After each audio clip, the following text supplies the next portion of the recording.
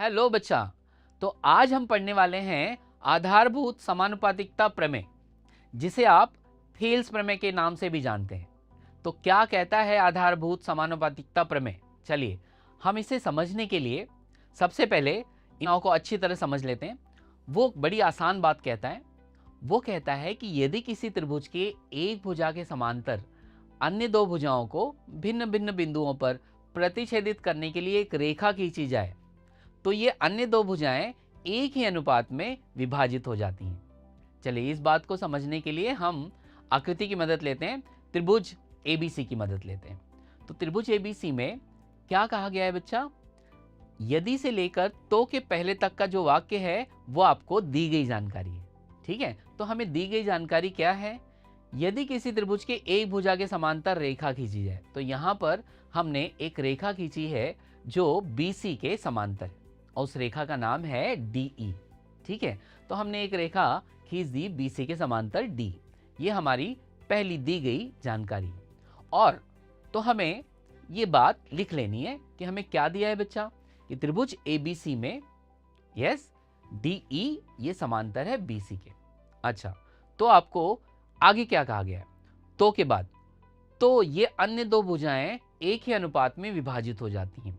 ठीक है, तो ये जो समांतर रेखा आपने खींची है, जो इन दो भुजाओं को यहाँ डी और ई से कट करके जा रही है, ये दोनों भुजाएं समान अनुपात में विभाजित हो जाएंगी। ठीक है बच्चा, तो के बाद का जो वाक्य है वो आपकी सिद्धता है। ये बात आपको सिद्ध करना है। ठीक है, तो क्या सिद्ध करना है आपको? कि AD और BD इसका अनुपात ये किसके बराबर होना चाहिए? यस, AD और BD का अनुपात ये बराबर होना चाहिए AE और C के। बिल्कुल सही।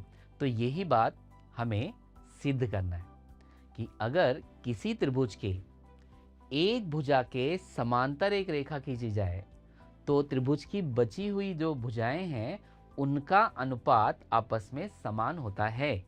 ठीक है, ये बात हमें सिद्ध करनी है। चलिए इस बात को सिद्ध करने के लिए हम किसकी सहायता लेंगे? हम सहायता लेंगे त्रिभुज के क्षेत्रफल का। ठीक है बच्चा, तो त्रिभुज का क्षेत्रफल, ये बात तो आप 5वीं कक्षा से पढ़ते आ रहे हैं। त्रिभुज के क्षेत्रफल का सूत्र आपको पता ही होगा। क्या है सूत्र? 1/2 गुणे आधार गुणे ऊंचाई। ठीक है, चलिए हमारी उत्पत्ति की शुरुआत करते हैं हम। और हमें अगर ये पहली भुजा AD प्राप्त करनी है, तो मैं कौन से त्रिभुज का चुनाव करूंगा? जाहिर है त्रिभुज AD, राइट। तो हमने त्रिभुज AD का चुनाव किया है हमारी भुजा AD प्राप्त करने के लिए। तो आप मुझे बताइए, क्या इस त्रिभुज AD में बिंदु E से इसकी ऊंचाई खींची जा सकती है? यस, क्योंकि आधार तो निश्चित है इस त्रिभुज का। ऊंचाई के लिए हम बिंदु E से एक लंब रेखा खींच लेते हैं, जिसे नाम दे देते हैं EM।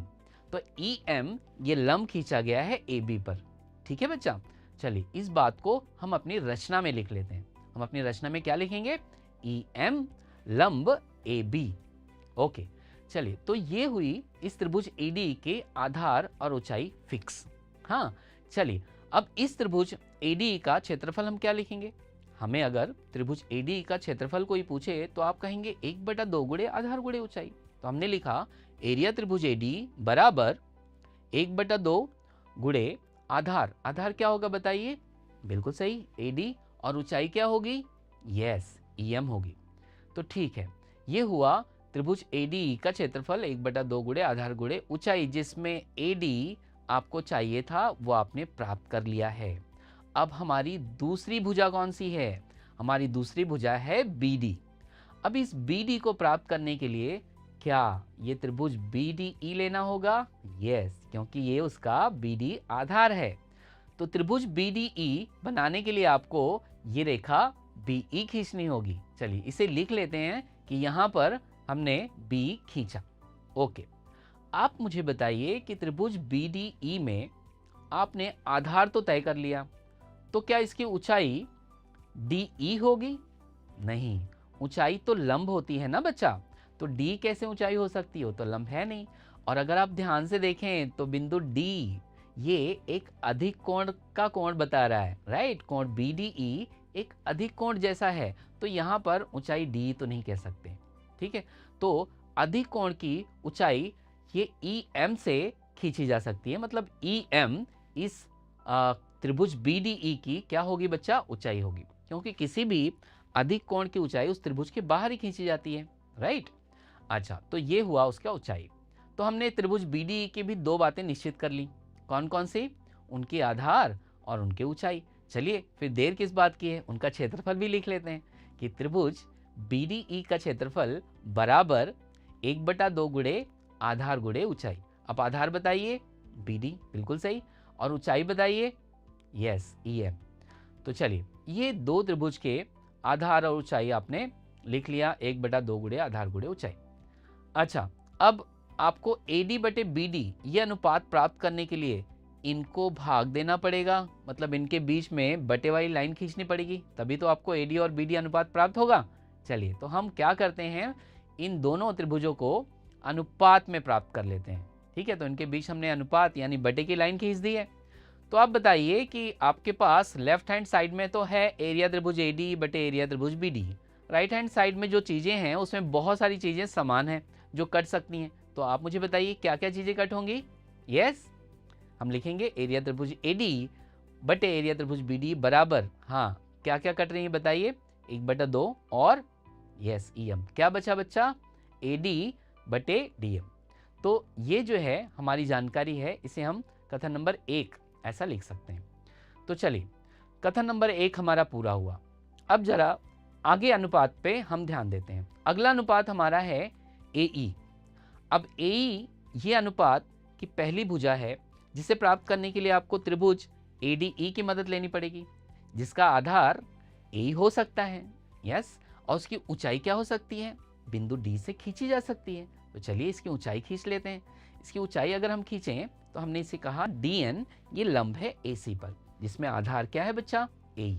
चलिए इस बात को हम लिख लेते हैं अपनी रचना में। क्या लिखोगे आप, DN लंब AC, ओके। अच्छा, अब इस त्रिभुज ADE का क्षेत्रफल भी हम प्राप्त कर सकते हैं, बराबर। अभी अभी तो आपने प्राप्त किया था, वो त्रिभुज ADE में आधार AD और ऊंचाई वहां हमने अलग ली थी, बराबर। अब इस त्रिभुज ADE को हम आधार AE और ऊंचाई DN की नजर से देख रहे हैं। तो एरिया त्रिभुज ADE बराबर क्या होगा बच्चा, यस 1/2 गुणे आधार गुणे ऊंचाई। तो इसका आधार क्या होगा, AE होगा, और ऊंचाई अभी अभी आपने बात की DN होगा। तो चलिए इस त्रिभुज ADE का क्षेत्रफल हुआ 1/2 गुणे आधार गुणे ऊंचाई। क्या बात है, आपने AE अनुपात के बारे में, AE इस भुजा के बारे में बात कर ली। चलिए हम आगे बढ़ते हैं और इसका दूसरा जो भुजा है वो है EC, जो आपको त्रिभुज DEC में मिल सकता है, क्योंकि EC ये क्या है, आधार है। चलिए तो हम DC खींचकर इस त्रिभुज DEC को बना लेते हैं। अब इस DEC में इसका आधार तो निश्चित हुआ, तो आपने यहां CD खींचा, राइट। चलिए तो ये त्रिभुज निश्चित हुआ, त्रिभुज DEC। अब आप मुझे बताइए इस त्रिभुज DEC का क्षेत्रफल प्राप्त करने के लिए आधार और ऊंचाई चाहिए, जिसमें आधार आपको पहले से ही पता है, और इसकी ऊंचाई क्या होगी, यस इसकी ऊंचाई होगी DN, क्योंकि ये भी अधिकोण त्रिभुज है, इसकी भी ऊंचाई हम इसके बाहर इस तरह खींच सकते हैं। तो ये DN इसकी ऊंचाई हुई त्रिभुज DEC की। चलिए तो इस त्रिभुज में दो बातें तय हो गई, आधार और ऊंचाई। लिख लेते हैं, एरिया त्रिभुज CDE बराबर 1/2 गुणे आधार गुणे ऊंचाई। तो आधार क्या है, EC है, ऊंचाई क्या है, DN है। चलिए अब यहाँ आपको AE और EC इसका अनुपात प्राप्त करने के लिए इसको भी बटे करना पड़ेगा। तो चलिए इनके बीच में हम बटे की लाइन खींच लेते हैं और हमारा अनुपात प्राप्त होगा 1/2 गुणे AE गुणे DN और नीचे 1/2 गुणे EC गुणे DN।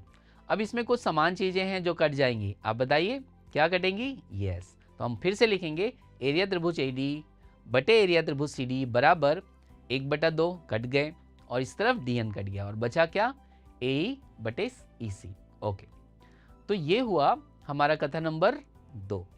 तो चलिए अब हम कथन नंबर 1 और 2 को ध्यान से देखते हैं। AD बटे BD और AE बटे EC, ये आपकी जो बात है वो आपको सिद्ध करना है कि ये दोनों अनुपात आपस में बराबर है। अब इन दोनों अनुपात का बराबर होना मतलब आपका लेफ्ट हैंड साइड अगर बराबर हुआ तो आपका राइट हैंड साइड अपने आप बराबर हो जाएगा। तो लेफ्ट हैंड साइड को जरा ध्यान से देखिए, लेफ्ट हैंड साइड में अंश में AD और AD समान है, यानी अंश तो बराबर है। क्या उनका हर भी बराबर है? नहीं, हर तो बराबर नहीं है। एक में BD है और एक में CD है।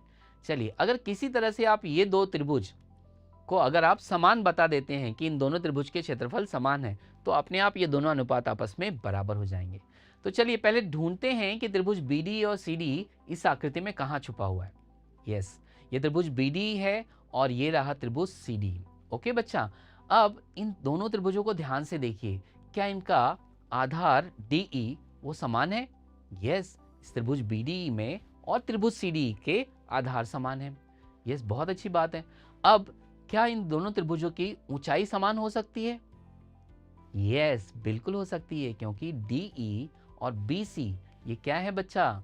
समांतर रेखाएं हैं। चलिए इस बात को लिख लेते हैं कि त्रिभुज BD और CD के एक ही आधार D है तथा इनकी ऊंचाई भी समान होगी। क्यों होगी ऊंचाई समान?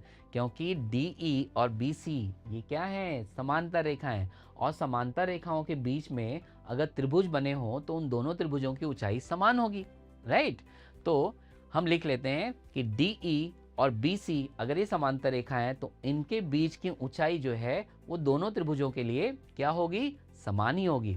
तो ये बात भी तय हुई कि ये दोनों त्रिभुजों की ऊंचाई समान है। ठीक है, तो हमने यहाँ लिख ली है एक लाइन, समांतर रेखाओं BC और D के बीच बने ये दोनों त्रिभुज हैं, इसलिए इनकी ऊंचाई भी समान होगी। ये बात आपको ध्यान रखना है।